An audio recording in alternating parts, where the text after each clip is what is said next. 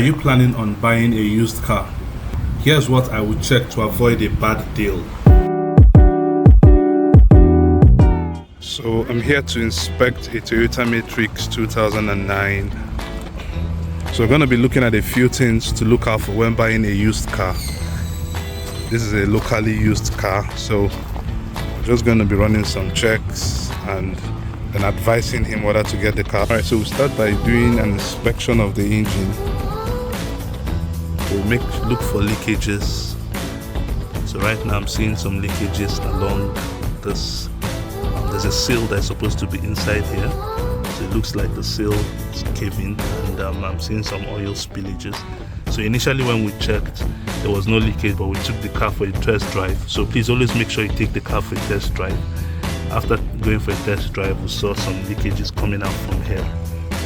Okay, so inspect the engine and also inspect the transmission. I'm going to be stooping under the car to also check for leakages. So you can see there's some leakages under the engine. This engine is prone to have oil leakages. So also expect the oil cap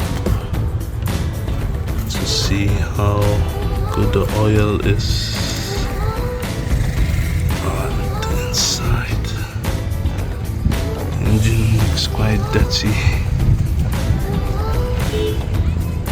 We would now go under to check for rust. Check under the body for any rust. So you need to get something, put your foot under and bend under and check for rust.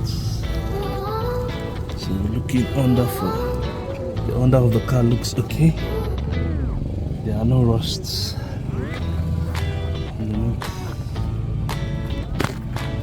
Inspect under the car of the other side to make sure there are no rusts. I'm happy with what I am seeing.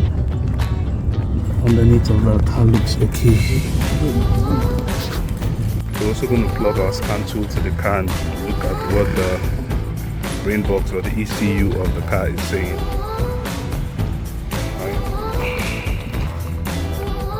Typical with most used cars, the camshaft position sensor, there's a correlation error between the two, so the car is spraying up a check engine light. Then also do a structural inspection to know if there's a dent, a bodywork that's been done on the car. To better see it, you might have to have the car cleaned so that it's easier to detect. But from my eyes, I can already see that this car had been previously painted and the paint job was not properly done, so I can see with my eyes.